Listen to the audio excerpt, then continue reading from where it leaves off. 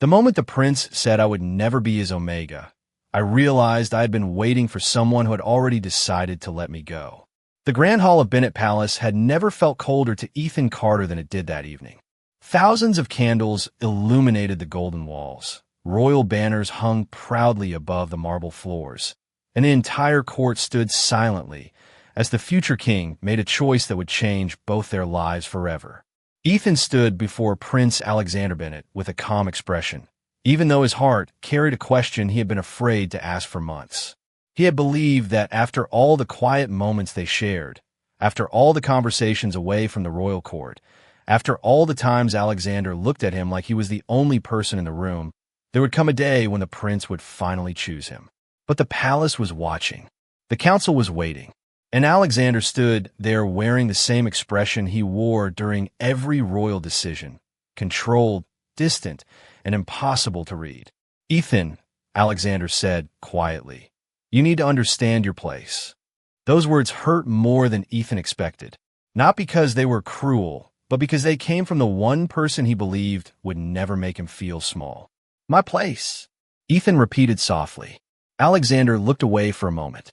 He had practiced this conversation countless times in his mind. He told himself this was necessary. He told himself that a future king could not allow personal feelings to interfere with his responsibilities. He told himself that refusing Ethan now would prevent greater pain later. But none of those thoughts made the next words easier. "You will never be my Omega." The hall became completely silent. Everyone waited for Ethan to react. They expected anger. They expected tears. They expected him to beg for another chance. But Ethan simply looked at Alexander and understood something he had refused to accept before. Love could not survive if only one person was willing to choose it. "I understand," Ethan whispered. Alexander's expression changed slightly. He expected resistance. He expected Ethan to fight for him. Instead, Ethan gave him something far more painful: acceptance. For years, Alexander had been surrounded by people who wanted his title, his influence, and his future crown. Ethan had been the only person who saw the man beneath all of it, the only person who cared about Alexander before he became king. And now that person was standing in front of him, quietly letting go. "Is that all?" Ethan asked. Alexander wanted to say something. He wanted to explain the pressure, the expectations, the reasons behind his decision. But every explanation sounded like an excuse. So he remained silent. That silence answered everything. Later that night, Ethan returned to the small room he had been given inside the palace. He looked around at the memories he had collected, the books they had discussed, and the small gifts Alexander had given him during happier days. He realized he was not leaving because he stopped loving the prince. He was leaving because he finally understood that he deserved to be chosen without hesitation. Before sunrise, Ethan packed his belongings. No farewell letter filled with anger. No final message asking Alexander to regret his choice. Only a quiet goodbye. When the palace woke the next morning, Ethan Carter was gone. And for the first time in years, Prince Alexander Bennett discovered that a palace could feel empty, even when every room was still filled with people. The palace had always been a place where Prince Alexander Bennett could find answers. There were advisors who guided him, books that recorded the wisdom of past kings, and traditions that had existed for generations. But after Ethan Carter disappeared, the one question Alexander could not answer was the simplest one. Why did the palace feel so empty without him?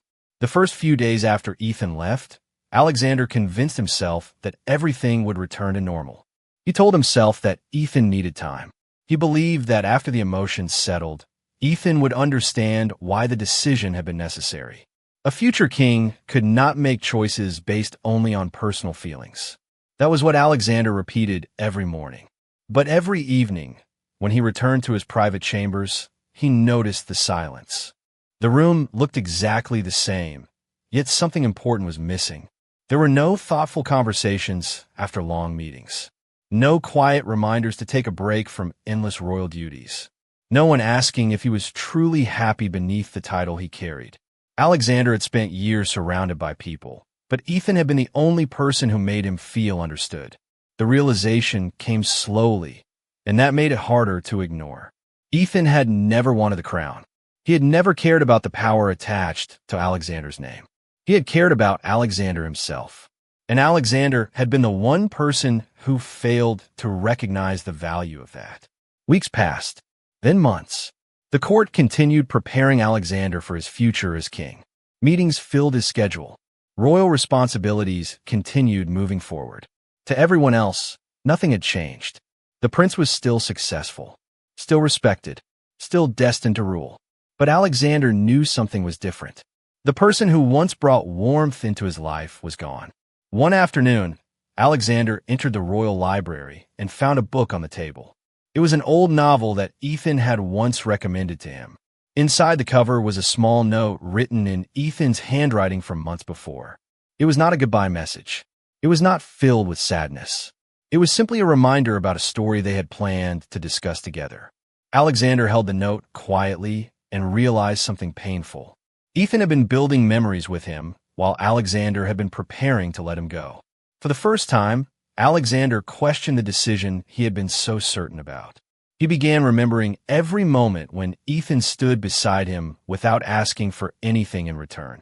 The way Ethan listened when the pressure became overwhelming. The way Ethan made the palace feel less like a place of duty and more like a home. The way Ethan always believed there was a person beneath the royal title. Alexander finally understood that he had not rejected a role or a tradition. He had rejected the person who saw him most clearly. But pride made it difficult to admit. A prince was trained to lead, not to apologize. He was taught to appear certain, not uncertain. Yet every day that passed without Ethan made one truth impossible to ignore. Alexander had protected the future he was supposed to have while losing the person who made that future worth living. 1 year after Ethan left, Alexander finally allowed himself to say the words he had avoided. I was wrong. It was a simple sentence, but for a man who had spent his entire life believing he always had to be right, it was the beginning of a change. He did not know where Ethan was. He did not know if Ethan would ever forgive him. But for the first time, Alexander was no longer trying to defend his choice. He was trying to understand the cost of it. 1 year had passed since Ethan Carter walked away from Bennett Palace, but the distance between him and Prince Alexander Bennett felt much greater than a simple year. While the palace continued moving forward, Ethan had created a completely different life, far away from the expectations that once surrounded him. He settled in the quiet town of Willow Creek, a place where nobody knew him as the Omega who stood beside a prince. Here he was simply Ethan. He opened a small design studio filled with handmade creations, soft colors, and personal touches that reflected the person he had always been. For the first time in years, his days belonged entirely to him. He woke up when the morning light entered through his windows. He spent afternoons creating designs that made people happy. He built friendships with people who valued him for who he was, not for his connection to the royal family. But even in this peaceful life, some memories remained. Ethan never hated Alexander. That was the hardest part. If Alexander had been careless or cruel, leaving would have been easier. But Alexander had always been kind in private. He had always shown moments of warmth when nobody else was watching. That was why the rejection hurt so deeply. Ethan had not lost someone who never cared. He had lost someone who cared but was too afraid to choose him. Meanwhile, at Bennett Palace, Alexander continued carrying the responsibilities of a future king. But something inside him had changed. The prince who once believed emotions could be controlled had become someone who noticed every empty space around him. During royal events, he found himself looking for a familiar face that was no longer there. During quiet evenings, he remembered conversations that used to make the longest days feel shorter. The court noticed the difference. Alexander was still responsible, still respected, but he was no longer the same person who believed every sacrifice was necessary. One afternoon, Alexander received an invitation to a cultural exhibition outside the capital. The event featured young artists and designers from across the kingdom. He attended because duty required him to, but he never expected to see the one person he had spent a year trying not to search for. Across the crowded room stood Ethan. The moment their eyes met, everything around Alexander seemed to become quiet. Ethan looked different. Not because he had changed completely, but because he looked peaceful, confident, whole. He was no longer the person waiting in the palace for someone else to decide his future. Alexander approached slowly. For the first time, he felt nervous standing in front of Ethan. "It has been a long time," Alexander said. Ethan gave a polite smile. "It has." There was no anger in his voice. No bitterness. Somehow, that made Alexander feel even more regret. "You seem happy," Alexander said. Ethan looked around at the people enjoying the exhibition. "I am." Those two words stayed with Alexander, because he realized Ethan had found happiness without him. The thought hurt, but it also showed him the truth. Ethan was never someone who needed to be saved. He was someone who deserved to be chosen. Alexander spent years believing losing Ethan would only mean losing a relationship. Now he understood the reality. He had lost the person who made him want to become better. And standing there in the middle of the exhibition, watching Ethan smile without him, Alexander finally knew that regret was not about missing the past. Regret was realizing the future you wanted was once standing right in front of you, and you were the one who let it go.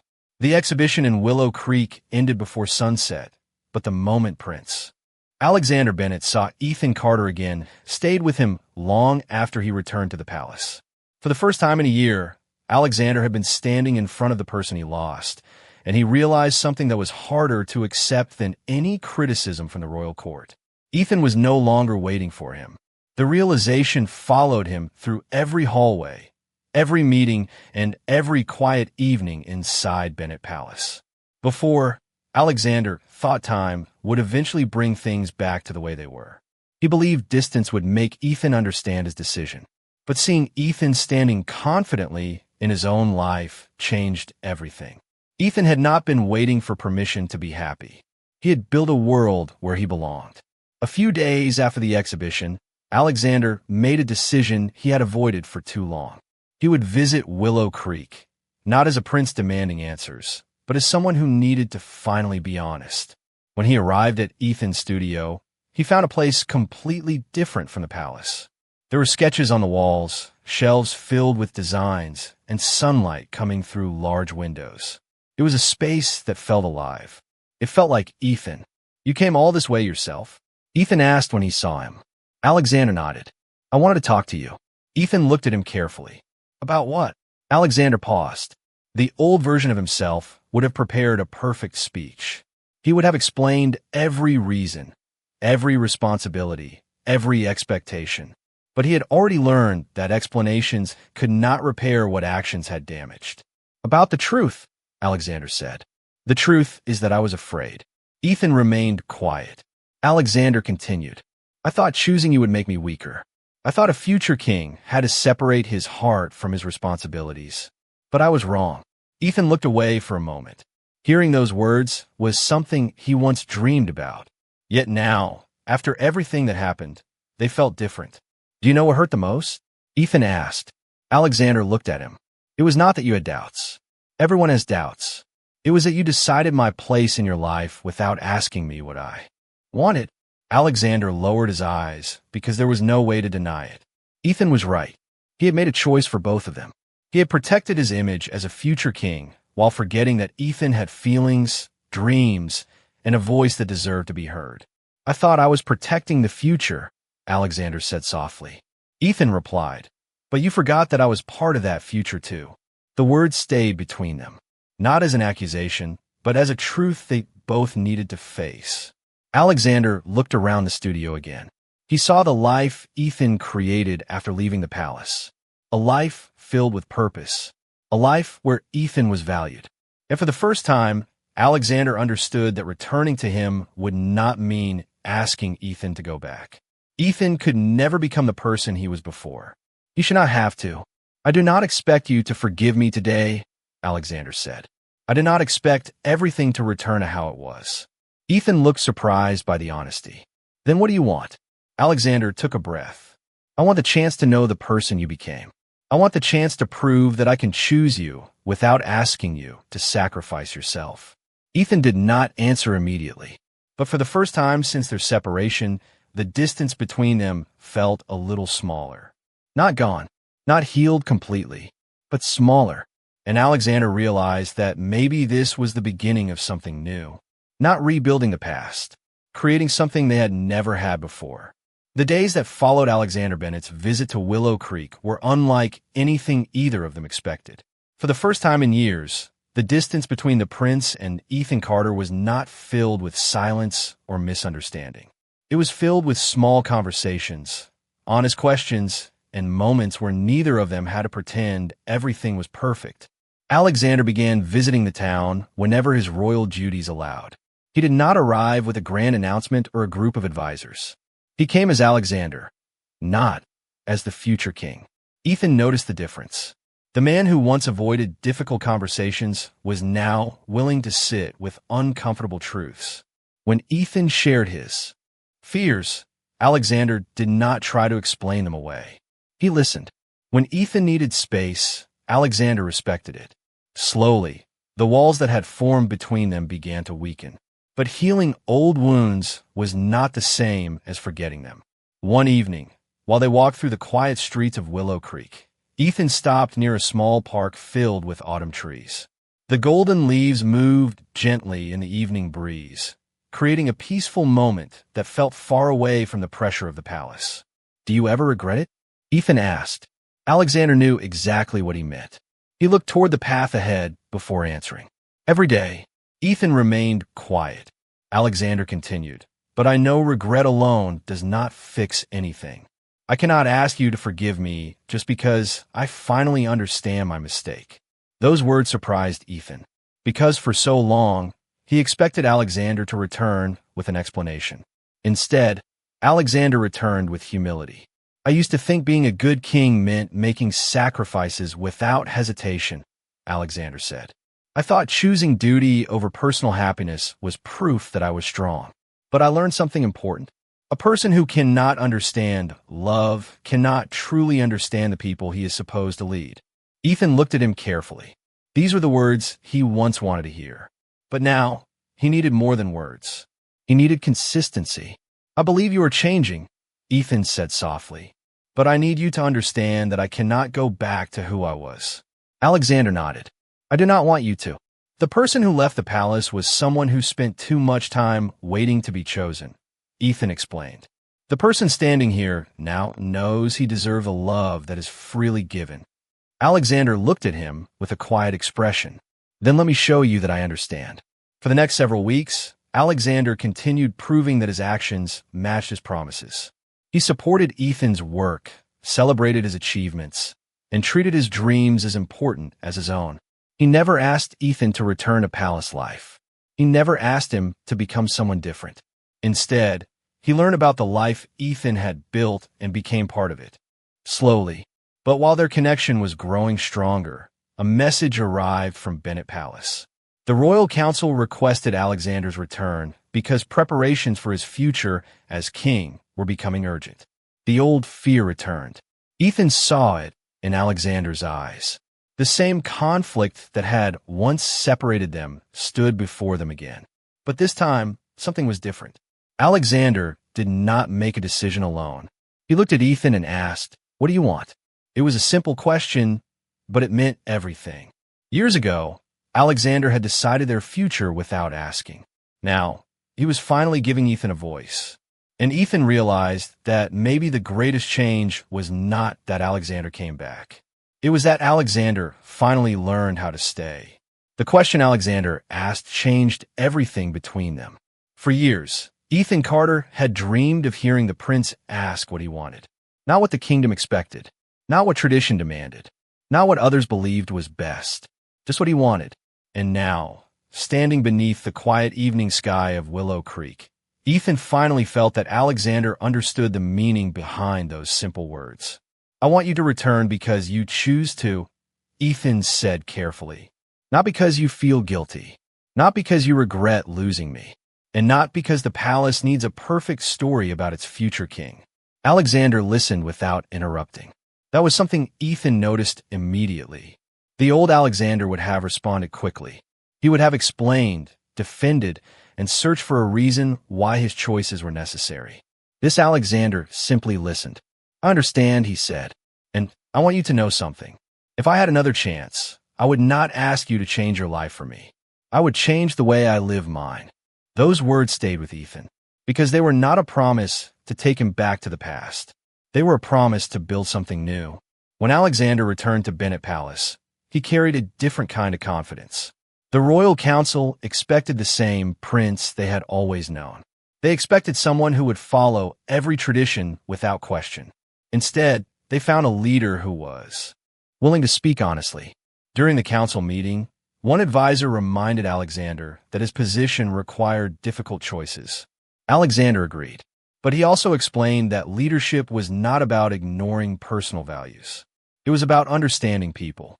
The room became quiet as Alexander shared his thoughts about the future of the kingdom. He spoke about compassion, trust, and creating a place where people were valued beyond their roles. For the first time, the council saw a future king who was not simply carrying a crown. He was carrying lessons learned from losing something important. Meanwhile, Ethan continued his life in Willow Creek. He did not wait by the window for Alexander to return. He continued growing his studio, meeting new people, and building a future that belonged to him. That was what made their connection different now. Ethan was not returning because he needed Alexander. He was choosing Alexander because he wanted him. When Alexander came back to Willow Creek after several weeks, he brought no royal expectations with him. He only brought honesty. They spent the day walking through the town, talking about their hopes and fears. Ethan admitted that part of him still worried the palace would always come first. Alexander admitted that part of him still feared making the wrong choice again. But instead of hiding those fears, they shared them. They understood that love was not created by pretending problems did not exist. It was created by facing them together. As the sun began to set, Alexander stopped near the small bookstore where Ethan had built his new life. I used to think choosing you meant losing something, Alexander said quietly. Now I know choosing you helped me find the person I was supposed to become. Ethan looked at him and smiled softly. The pain of the past had not disappeared completely, but for the first time, it no longer controlled their future. And somewhere between the palace and the quiet streets of Willow Creek, two people who once lost each other were finally learning how to stand together. The weeks that followed brought a quiet transformation to both Alexander Bennett and Ethan Carter. For the first time, their relationship was no longer built on promises made in secret or feelings hidden behind royal expectations. It was built on honesty. Every conversation became a chance to understand each other better. Every moment together became a reminder that they were not trying to recreate the past. They were creating something new. But as the day of Alexander's official coronation approached, the pressure surrounding the prince grew stronger. Bennett Palace became filled with preparations, ceremonies, and endless discussions about the future of the kingdom. The royal council wanted certainty. They wanted a future king who followed every tradition exactly as previous rulers had done. Alexander understood their concerns, but he also understood something he had never understood before. A crown was a responsibility, not a reason to lose himself. When Alexander returned to Willow Creek before the coronation, Ethan immediately noticed something was different. The prince who arrived at his doorstep years ago had been someone afraid of losing control. This time, Alexander looked calm, not because he had all the answers, but because he had accepted that some things required courage instead of certainty. The council believes I need to make choices for the kingdom, Alexander said as they walked through the familiar streets. Ethan looked at him. And what do you believe? Alexander smiled slightly. I believe the person who will stand beside me should not be someone I choose for appearance. They should be someone I choose because they make me better. Ethan looked away for a moment, feeling the weight of those words. Once he had dreamed of hearing Alexander say something like that, but now he understood that love was not about finally hearing the right sentence. It was about seeing the person behind those words change. That evening, they sat outside the bookstore, watching the town slowly become quiet. Ethan admitted something he had kept hidden. Part of me is still afraid. Alexander turned toward him. Of what? Of waking up one day and realizing the palace changed you again. The honesty touched Alexander because he knew exactly why Ethan felt that way. He had given Ethan a reason to doubt him. Then I will spend every day showing you that it will not happen, Alexander replied. Not because you need proof, because I need to become someone I can respect. For the first time, Ethan saw that Alexander's journey was not only about winning him back. It was about becoming a better leader and a better person. The next morning, Alexander returned to the palace for the final coronation preparations. But before leaving, he made one decision that surprised everyone. He asked Ethan to attend the ceremony, not as a symbol or an obligation, but as someone whose presence mattered. Ethan hesitated. The palace represented the place where he had once felt unwanted. It carried memories of the moment when Alexander told him he would never be his Omega. But it also represented the place where their story began. I do not want to return as the person who left, Ethan said. Alexander nodded. You do not have to. You can return as the person you became. Those words gave Ethan the answer he needed, because this time he was not going back to ask for acceptance. He was going back knowing he already had his own worth. And when Alexander looked toward the future, he realized the greatest change was not that Ethan was willing to stand beside him again. The greatest change was that Alexander finally understood he had to be worthy of standing beside Ethan. The morning of the coronation arrived with the entire kingdom watching Bennett Palace prepare for a new chapter. The grand halls were filled with music, elegant decorations, and countless guests from across the land. Yet despite the importance of the day, Prince Alexander Bennett felt calmer than he ever had before. Years ago, he believed becoming king meant carrying every responsibility alone. He believed emotions were distractions, and that personal choices had to be separated from leadership. But standing in the same palace where he once pushed Ethan Carter away, Alexander understood something different. A great leader did not need to hide his heart. He needed to understand it. Ethan arrived at the palace before the ceremony began. Walking through those familiar halls felt strange. Every corner carried memories of the person he used to be. The young man who once walked through these rooms, hoping to be chosen, was gone. In his place stood someone who knew his own value. Alexander saw him from across the hall and immediately noticed the difference. Ethan was not looking at the palace with uncertainty anymore. He was not searching for approval. He was simply present. Before the ceremony, Alexander approached Ethan quietly. For a moment, neither of them spoke. They both remembered the night everything changed. The night when one sentence created years of distance between them. Are you sure you want to do this? Ethan asked. Alexander understood the meaning behind the question. Not just the coronation, not just the public moment ahead. The choice to stand together again. Yes, Alexander answered. But not because the kingdom expects it. Not because tradition says it should happen. I want this because it is my choice. Ethan looked at him carefully. Those words mattered because they were the opposite of what happened before. Once, Alexander made a decision without asking Ethan. Now, he was giving Ethan the freedom to decide for himself. During the ceremony, Alexander stood before the kingdom and accepted the crown. But when he spoke, his words were different from the speeches people expected. He did not only talk about power, history, or duty. He talked about understanding, compassion, and the importance of seeing people as individuals rather than roles. The kingdom saw a future king who had changed. They saw someone who had learned from his mistakes. After the ceremony ended, Alexander and Ethan returned to the quiet garden behind the palace. It was the same garden where they had once talked about dreams they were afraid to share. Do you remember when we used to imagine a different life? Ethan asked. Alexander smiled. I remember.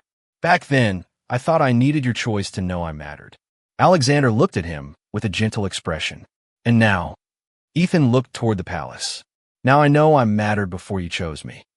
Those words meant more to Alexander than any title or honor he would ever receive, because they represented the lesson he had taken. Years to learn. Love was not about giving someone value. It was about recognizing the value they already had. As the evening lights illuminated the palace, Alexander realized their story was no longer about a prince who lost an Omega and tried to recover the past. It was about two people who had grown, changed, and found a way to choose each other again. This time, there was no fear, no pressure, no expectation, Only a decision made freely by two hearts that finally understood what they had almost lost. Years passed, and the story of King Alexander Bennett and Ethan Carter became one that people across the kingdom remembered for generations. But those who knew them personally understood that their greatest achievement was not a crown, a title, or a place in history. It was the journey that brought them back to each other. Alexander often thought about the person he was before becoming king. The young prince who believed responsibility meant hiding every emotion. The man who thought protecting his future required sacrificing the person who made him feel truly understood. He remembered the night Ethan left the palace and the silence that followed. At the time, he believed he had chosen the difficult but necessary path. Now, he understood that the hardest decisions were not always the right ones. True strength came from having the courage to admit when you were wrong and the humility to change. Ethan also thought about the past, but he no longer looked back with the same sadness. The years away from the palace had given him something he never knew he needed. He had discovered his own confidence, his own dreams, and his own identity beyond being connected to a prince. When he returned to Bennett Palace, he did not return as someone searching for acceptance. He returned as someone who already knew his worth. Their relationship was different from before. There were no unrealistic expectations, no silent fears hidden behind polite conversations. They spoke honestly, even when the truth was difficult. They learned that love was not about never making mistakes. It was about being willing to understand, apologize, and grow. On quiet mornings, Alexander would sometimes walk through the palace gardens with Ethan and remember how different everything once felt. The same paths that had carried memories of uncertainty now carried moments of peace. Do you ever wonder what would have happened if I had never left? Ethan asked one afternoon. Alexander smiled gently. Sometimes, but I think we both needed that time. Ethan looked at him. You do? Alexander nodded. Yes, because if you had stayed, I might never have learned what I needed to change. And if I had not changed, I would have lost you forever. Ethan smiled because that was the truth they both understood. Their love was not stronger because they never faced difficulties. It was stronger because they faced them and chose each other afterward. The kingdom saw Alexander as a wise ruler who brought a new era of understanding. They saw Ethan as someone who stood beside the king with confidence and kindness. But the two of them knew the real story was much simpler. It was about a person who once believed love was a weakness and another person who learned that walking away could be an act of self-respect. It was about two people who found their way back not because fate forced them together, but because they finally understood how to choose each other. Every evening, when the palace lights reflected across the gardens, Alexander remembered the lesson that changed his life. The most valuable things were not the ones a person could inherit. They were the things a person had to earn. And Ethan, the person he once failed to choose, became the person he chose every single day for the rest of his life.